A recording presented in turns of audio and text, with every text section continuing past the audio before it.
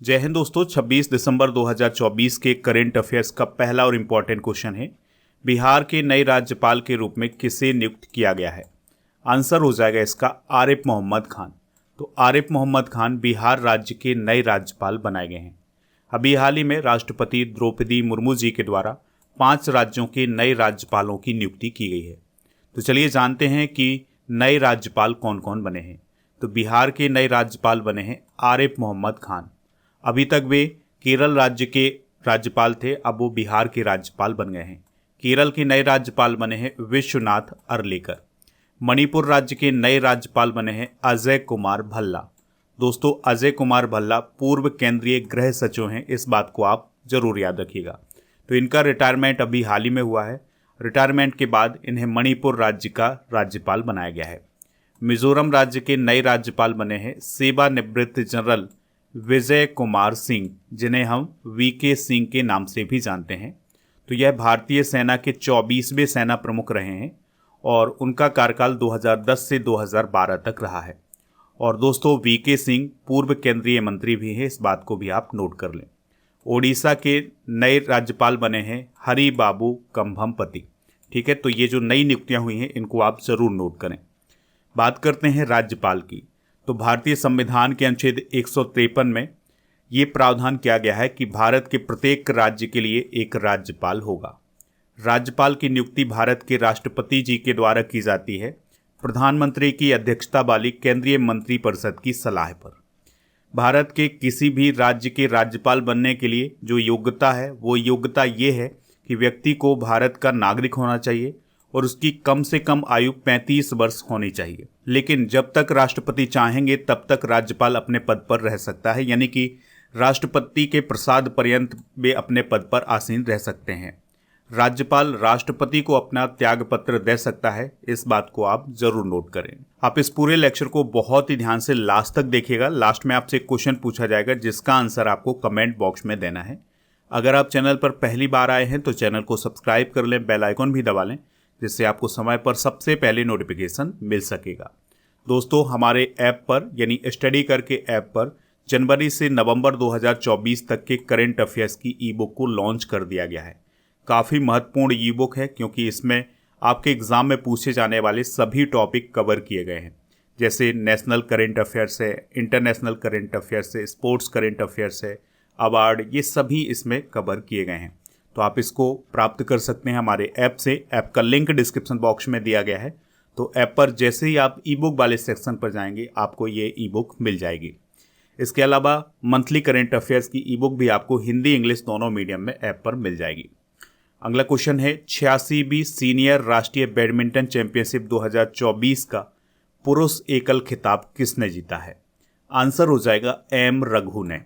तो दोस्तों, 86वीं सीनियर राष्ट्रीय बैडमिंटन चैंपियनशिप 2024 में कर्नाटक के एम रघु ने पुरुष एकल और हरियाणा की देविका सिहाग ने महिला एकल का खिताब जीता है।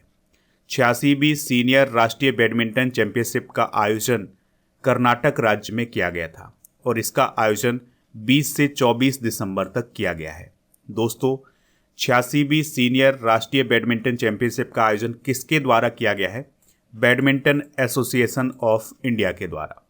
बैडमिंटन एसोसिएशन ऑफ इंडिया के वर्तमान में अध्यक्ष कौन है? असम राज्य के मुख्यमंत्री हेमंता बिश्वा शर्मा। 86वीं सीनियर राष्ट्रीय बैडमिंटन चैंपियनशिप 2024 के विजेता डिस्कस करते हैं। तो देखिए, पुरुष एकल का खिताब जीता है एम रघु ने, ये कर्नाटक राज्य से संबंधित हैं, और महिला एकल का खिताब जीता है देविका सिहाग ने, ये हरियाणा से संबंधित। और दोस्तों, पुरुष युगल का खिताब जीता है अर्श मोहम्मद ने, जो कि यूपी के हैं, और संस्कार सारस्वत जो कि राजस्थान के हैं। तो इन दोनों की जोड़ी ने पुरुष युगल का खिताब जीता है। महिला युगल का खिताब जीता है केरल की आरती सारा सुनील और तमिलनाडु की वीएस वासिरनी की जोड़ी ने। मिश्रित युगल का खिताब जीता है आयुष अग्रवाल और श्रुति मिश्रा की जोड़ी ने, जो कि यूपी से संबंधित हैं। ठीक है, इन सभी को आप नोट कर सकते हैं। दोस्तों, बात हुई है बैडमिंटन की, तो बैडमिंटन से संबंधित कप और ट्रॉफियां डिस्कस करते हैं, उनके विजेता डिस्कस करते हैं। तो उबेर कप 2024 का आयोजन चाइना में किया गया था। तो चाइना के चेंगदू में इसका आयोजन हुआ था और इसका विजेता रहा है चाइना, उप विजेता रहा है इंडोनेशिया। थॉमस कप भी चेंगदू चाइना में ही आयोजित किया गया था। इसका विजेता था चाइना और उपविजेता इंडोनेशिया रहा है। बैडमिंटन एशिया टीम चैंपियनशिप 2024 में पुरुष एकल का खिताब जीता है जोनाटन क्रिस्टी ने। उपविजेता रहे हैं सी ली फेंग। इंडिया ओपन 2024 की अगर हम बात करें तो पुरुष एकल के विजेता रहे हैं कांग मिन यूक और महिला एकल की विजेता रही हैं ताई जू इंग। मलेशिया ओपन 2024 के पुरुष एकल के विजेता रहे एंडर्स एंटोनसेन और महिला एकल की विजेता रही हैं आन से योंग। अगला क्वेश्चन है, राष्ट्रपति द्वारा हिमाचल प्रदेश उच्च न्यायालय के नए मुख्य न्यायाधीश के रूप में किसे नियुक्त किया गया है? आंसर हो जाएगा न्यायमूर्ति गुरमीत सिंह संधाबालिया को। तो दोस्तों, अभी हाल ही में राष्ट्रपति द्रौपदी मुर्मू जी के द्वारा गुरमीत सिंह संधाबालिया को हिमाचल प्रदेश और न्यायमूर्ति नरेंद्र जी को उत्तराखंड हाईकोर्ट का मुख्य न्यायाधीश नियुक्त किया गया है। ठीक है, तो ये अभी हाल ही में ये 2 नियुक्तियां की गई हैं। तो गुरमीत सिंह संधाबालिया हिमाचल प्रदेश के चीफ जस्टिस बने हैं और नरेंद्र जी बने हैं उत्तराखंड हाईकोर्ट के चीफ जस्टिस। दोस्तों, बात हुई है हाईकोर्ट की, तो इससे रिलेटेड कुछ इंपॉर्टेंट फैक्ट डिस्कस करते हैं। तो हाईकोर्ट राज्य के न्यायिक प्रशासन में प्रमुख होता है। भारतीय संविधान के अनुच्छेद 214 में कहा गया है कि प्रत्येक राज्य का एक हाईकोर्ट होगा। इसके अलावा अनुच्छेद 231 में ये कहा गया है कि 2 या 2 से अधिक राज्यों के लिए एक ही न्यायालय हो सकता है।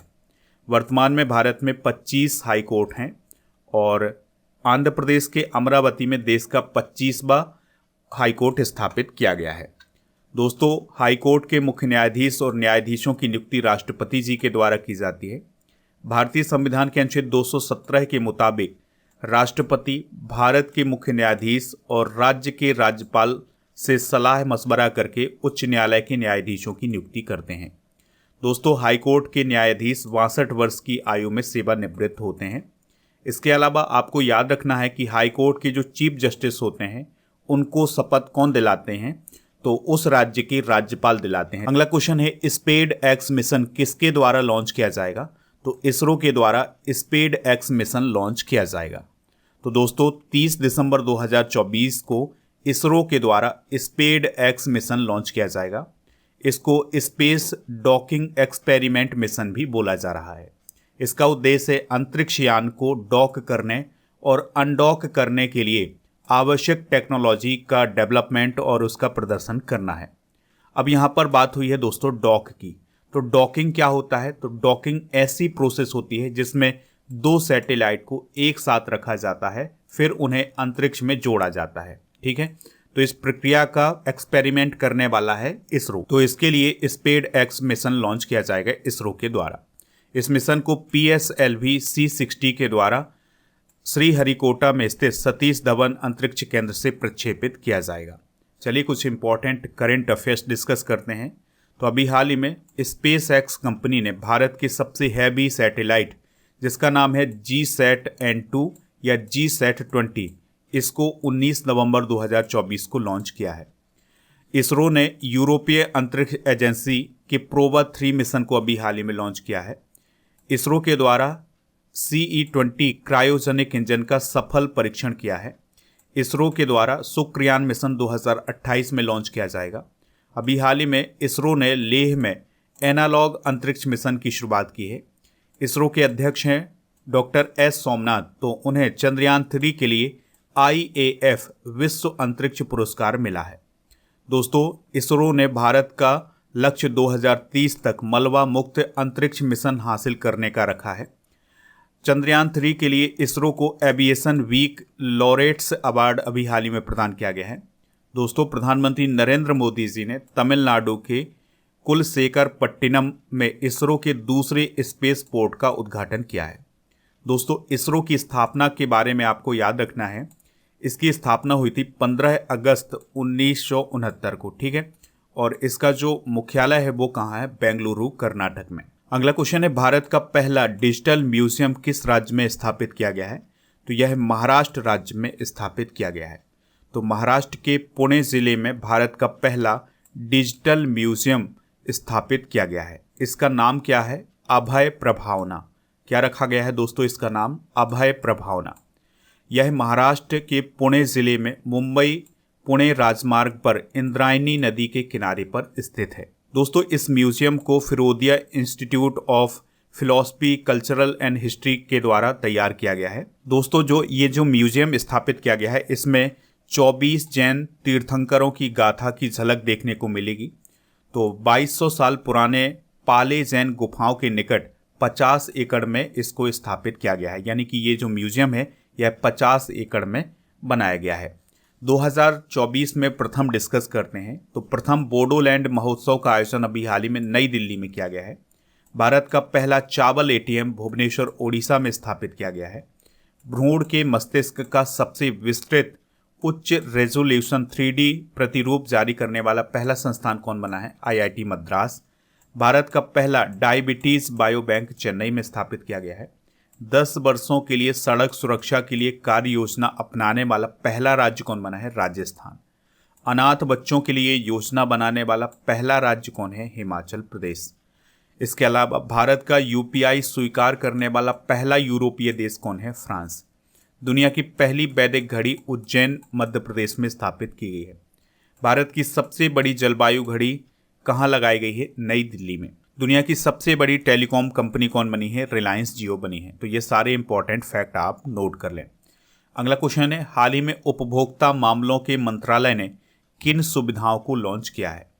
आंसर हो जाएगा इसका उपरोक्त सभी, यानी कि उपभोक्ता मामलों के मंत्रालय के द्वारा जागो ग्राहक जागो ऐप, जागृति ऐप और जागृति डैशबोर्ड को लॉन्च किया गया है। ठीक है, तो इन तीनों को लॉन्च किया है किसने? उपभोक्ता मामलों के मंत्रालय ने। दोस्तों, इनका उद्देश्य है उपभोक्ताओं को सशक्त बनाना, उनके अधिकारों की रक्षा करना और उनकी समस्याओं का त्वरित समाधान करना। ठीक है, तो उपभोक्ताओं की समस्याओं का समाधान करने के लिए जागो ग्राहक जागो ऐप, जागृति ऐप और जागृति डैशबोर्ड का शुभारंभ किया गया है। चलिए कुछ इंपॉर्टेंट ऐप और पोर्टल डिस्कस करते हैं। तो know your medicine app Bharat सरकार के खेल मंत्रालय के द्वारा लॉन्च किया गया है। FCI शिकायत निवारण ऐप भारतीय खाद्य निगम के द्वारा लॉन्च किया गया है। निवाहिका वेब पोर्टल NIT कालीकट के द्वारा लॉन्च किया गया है। इसके अलावा दोस्तों, हाथी ऐप असम सरकार के द्वारा, निर्माण पोर्टल कोल इंडिया लिमिटेड के द्वारा, संज्ञान ऐप RPF के द्वारा, सारथी 2.0 ऐप सेबी के द्वारा, प्रवाह पोर्टल RBI के द्वारा, बूथ राबदा पोर्टल पंजाब सरकार के द्वारा, प्रधानमंत्री इंटर्नशिप योजना पोर्टल केंद्र सरकार के द्वारा, रंगीन मछली ऐप केंद्रीय मत्स्य पालन मंत्रालय के द्वारा, वॉलेट ऐप गूगल के द्वारा लॉन्च किया गया है। इसके अलावा उपस्थिति ऐप झारखंड सरकार के द्वारा लॉन्च किया गया है। अगला क्वेश्चन है, भारत के शोधकर्ताओं ने पूर्वी घाट से किस मछली की खोज की है? आंसर हो जाएगा कोइमा नामक मछली की खोज की है। तो भारत के शोधकर्ताओं ने भारत के पूर्वी घाट से मीठे पानी की मछली की एक नई प्रजाति कोइमा की खोज की है। दोस्तों, ये जो मछली है इसका उपयोग आहार के रूप में किया जाता है। इसके अलावा इसका उपयोग सजावट के रूप में भी किया जाता है। अगला क्वेश्चन है, चैंपियंस ट्रॉफी 2025 का आयोजन पाकिस्तान के अलावा किस देश में किया जाएगा? तो इसका आयोजन UAE में भी किया जाएगा। तो दोस्तों, जो चैंपियंस ट्रॉफी है यह क्रिकेट से रिलेटेड है और इसका आयोजन इंटरनेशनल क्रिकेट काउंसिल के द्वारा करवाया जाएगा 2025 में। तो इसका आयोजन पहले केवल पाकिस्तान में होना था, लेकिन अब इसका आयोजन पाकिस्तान के अलावा UAE में भी किया जाएगा। ठीक है, तो भारत ने पाकिस्तान जाने से मना कर दिया था। इसके बाद एक नया शेड्यूल जारी हुआ है जिसमें यह कहा गया है कि भारत के जितने भी मुकाबले होंगे वो UAE में आयोजित करवाए जाएंगे। दोस्तों, चैंपियंस ट्रॉफी 2025 का आयोजन 19 फरवरी से 9 मार्च 2024 तक किया जाएगा। इसमें 8 टीमें हिस्सा लेंगी। तो विश्व कप के बाद ICC चैंपियंस ट्रॉफी ICC का दूसरा सबसे बड़ा वनडे क्रिकेट का टूर्नामेंट माना जाता है।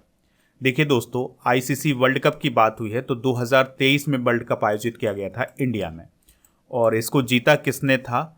ये जीता था ऑस्ट्रेलिया ने। तो क्रिकेट से रिलेटेड कुछ इंपॉर्टेंट करंट अफेयर्स डिस्कस करते हैं। तो भारत ने महिला अंडर 19 T20 एशिया कप का खिताब जीता है। अनमोल प्रीत सिंह लिस्ट A में सबसे तेज शतक लगाने वाले भारतीय बने हैं। उन्होंने 35 गेंदों में शतक बनाया था। ऋचा घोष ने महिला T20 इंटरनेशनल क्रिकेट में 18 गेंद में अर्धशतक बनाया है। वह ऐसा करने वाली पहली भारतीय महिला क्रिकेटर बन गई हैं। शाहीन अफरीदी 100 विकेट लेने वाले सबसे युवा तेज गेंदबाज बने हैं। इनका संबंध पाकिस्तान क्रिकेट से है। दोस्तों, पाकिस्तान के हारिस रऊफ और इंग्लैंड की डैनी वाइट हॉज को नवंबर 2024 के लिए ICC player of the month चुना गया है। दोस्तों, बांग्लादेश की टीम ने अंडर 19 एशिया कप 2024 का खिताब जीता है भारत को 59 रनों से हराकर। अगला क्वेश्चन है, वर्ल्ड ईगल किस देश का राष्ट्रीय पक्षी बना है? आंसर हो जाएगा अमेरिका। तो अमेरिका का राष्ट्रीय पक्षी कौन बना है? वर्ल्ड ईगल बना है। ये क्वेश्चन बहुत ही महत्वपूर्ण होगा, तो इसलिए इसे आप नोट जरूर करें। तो अभी हाल ही में जो बाइडेन ने वर्ल्ड ईगल को नेशनल बर्ड मानने के बिल पर मंजूरी दे दी है और इस बिल पर उन्होंने सिग्नेचर भी कर दिए हैं। यहाँ पर आप वर्ल्ड ईगल को देख सकते हैं। इसी के साथ 240 सालों से भी अधिक समय के बाद वर्ल्ड ईगल को नेशनल बर्ड का दर्जा दिया गया है। इससे पहले इस बर्ड को राष्ट्रीय प्रतीक माना जाता था, यानी कि जो अमेरिका का राष्ट्रीय प्रतीक है उसमें वर्ल्ड ईगल देखा जाता था, लेकिन इसे अभी आधिकारिक तौर पर राष्ट्रीय पक्षी की मान्यता नहीं दी गई थी, लेकिन अब इसे राष्ट्रीय पक्षी की मान्यता दे दी गई है। दोस्तों, अमेरिका के राष्ट्रीय प्रतीक देख लेते हैं। तो अमेरिका का नेशनल मोटो है in God we trust. National mammal है अमेरिकन बाइसन, यानी कि राष्ट्रीय पशु है अमेरिकन बाइसन। और नेशनल फ्लावर है रोज और नेशनल ट्री है ओक ट्री। ठीक है, जो ओक ट्री होता है वह वहाँ का नेशनल ट्री है।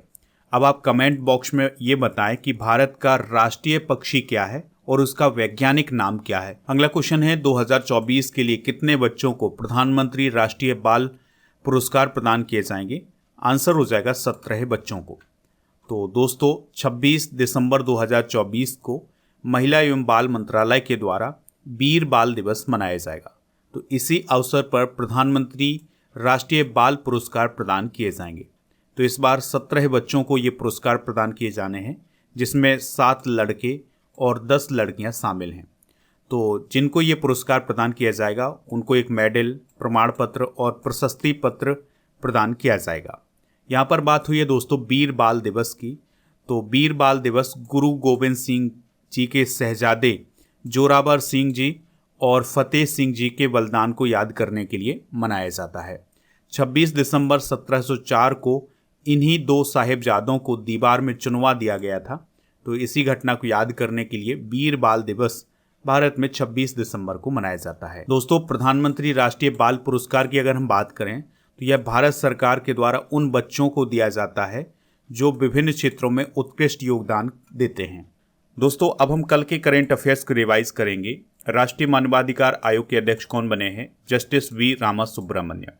हाल ही में श्याम बेनेगल का निधन हुआ है, वह कौन थे? फिल्म निर्माता। कौन सा देश फरवरी 2025 में एचपीवी टीकाकरण अभियान शुरू करेगा? नेपाल। पीएम मोदी ने केन बेतवा नदी जोड़ो राष्ट्रीय परियोजना की आधारशिला किस राज्य में रखी है? एमपी में। नए अध्ययन के अनुसार चंद्रमा का निर्माण कितने वर्ष पूर्व हुआ था? 4.51 अरब वर्ष पूर्व। किस राज्य को वॉल स्ट्रीट जर्नल द्वारा 2025 के लिए जाने योग्य वैश्विक गंतव्यों में से एक के रूप में मान्यता दी गई है? एमपी। आइसाके वलू एके किस देश के नए प्रधानमंत्री बने हैं? टोंगा। डेनियल सैबलेव किस देश के टेनिस खिलाड़ी थे जिन पर 2 साल का बैन लगाया गया है? रूस। सीनियर राष्ट्रीय शूटिंग चैंपियनशिप में साहू तुषार माने ने कौन सा मेडल जीता है? Gold medal. और भारत नेटवर्क रेडीनेस इंडेक्स में किस स्थान पर है? 49वें स्थान पर। आज के जनरल नॉलेज के पिटारे में हम विश्व में सबसे बड़ा, छोटा, लंबा डिस्कस करेंगे। सबसे लंबी नदी है नील नदी, जो कि अफ्रीका महाद्वीप में बहती है। सबसे चौड़ी नदी है अमेजन, जो कि ब्राज़ील और दक्षिण अमेरिका में बहती है। सबसे छोटी नदी है डी नदी, जो कि अमेरिका में बहती है। सबसे लंबी तट रेखा है कनाडा की। सबसे व्यस्त व्यापारिक नदी है राइन नदी, जो कि जर्मनी में है। सबसे बड़ी झील है कैस्पियन सागर, जो कि रसिया में है। और सबसे गहरी झील है बैकाल झील, जो कि साइबेरिया रूस में है। बड़ी मीठे ताज़े जल की झील है सुपीरियर झील, जो कि कनाडा अमेरिका में है। बड़ी खारे जल की झील है कैस्पियन सागर, जो कि रूस में है। और झील के अंदर झील मेन्यूटू कनाडा में है। सर्वाधिक ऊंचाई पर स्थित झील है टिटिकाका।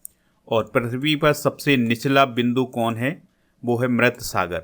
महासागर में सबसे निचला बिंदु कौन है? Mariana trench. दोस्तों अब हम नवंबर 2024 के करंट अफेयर्स भी रिवाइज करेंगे। पंजाब नेशनल बैंक के एमडी सीईओ कौन बने हैं? अशोक चंद्रा। राष्ट्रीय एकता दिवस कब मनाया जाता है? 31 अक्टूबर को। देश की पहली हेली एम्बुलेंस मेडिकल सेवा संजीवनी की शुरुआत कहाँ की गई है? उत्तराखंड में। गृह मंत्री अमित शाह ने जनगणना भवन में किस महापुरुष की प्रतिमा का अनावरण किया है? सरदार वल्लभ भाई पटेल। राष्ट्रपति भवन में किसकी प्रतिकृति लगाई गई है? तो कोणार्क चक्र की प्रतिकृति लगाई गई है। आईसीसी भ्रष्टाचार निरोधक इकाई के अध्यक्ष कौन बने हैं? सुमति धर्मवर्धन। श्री श्री रविशंकर को किस देश का सर्वोच्च नागरिक पुरस्कार प्रदान किया गया है? फिजी। कौन सा देश 14 वर्ष से कम आयु के बच्चों के लिए निःशुल्क कैंसर उपचार उपलब्ध कराएगा? नेपाल। के.एस. पुट्टस्वामी का निधन हो गया है, वह कौन थे? पूर्व न्यायाधीश। सीडीएस जनरल अनिल चौहान किस देश की आधिकारिक यात्रा पर गए थे? अल्जीरिया। कल के करंट अफेयर्स में आपसे पूछा गया था कि राष्ट्रीय अंतरिक्ष दिवस कब मनाया जाता है? तो 23 अगस्त को यह दिवस मनाया जाता है। तो लगभग सभी लोगों ने इसका आंसर 23 अगस्त बताया हुआ है। आज का क्वेश्चन है आपके लिए, वर्तमान में भारत में कुल कितने हाई कोर्ट हैं? जो भी इसका राइट आंसर हो कमेंट बॉक्स में जरूर बताएं। स्टडी करके ऐप को आप इंस्टॉल कर लें, इसका लिंक डिस्क्रिप्शन बॉक्स में दिया गया है। दोस्तों ऐप पर आपको paid course, e book, test series, daily current affairs की PDF, class note, test pass, ये सभी मिल जाएगा। टेस्ट पास में आपको 3000 से अधिक टेस्ट मिलेंगे 1 वर्ष की वैलिडिटी के साथ। दोस्तों 25 दिसंबर 2024 के डेली करंट अफेयर्स के टेस्ट की जो विनर रही हैं वो रही हैं सुभा दर्शनी दास और जागृति पंत। इसके अलावा वी.के. दुबे, दीनू जाटव, लक्ष्मी कुमारी, आर्यांश और अभिनाश कुमार, मनोज, ऋतिक और अनिल यादव। तो ये सभी टॉप 10 रहे हैं। आप भी दोस्तों टेस्ट सीरीज वाले ऑप्शन पर जाकर के डेली करंट अफेयर्स का टेस्ट दे सकते हैं। ई बुक वाले सेक्शन पर आपको करंट अफेयर्स और जीके की ई बुक मिल जाएगी, तो इसको आप वहां से प्राप्त कर सकते हैं। पीडीएफ प्राप्त करने के लिए टेलीग्राम चैनल को ज्वाइन कर लें। टेलीग्राम चैनल का नाम है स्टडी कर ऑफिशियल। व्हाट्सएप चैनल और इंस्टाग्राम पेज को भी फॉलो कर सकते हैं। सभी का लिंक डिस्क्रिप्शन बॉक्स में दिया गया है।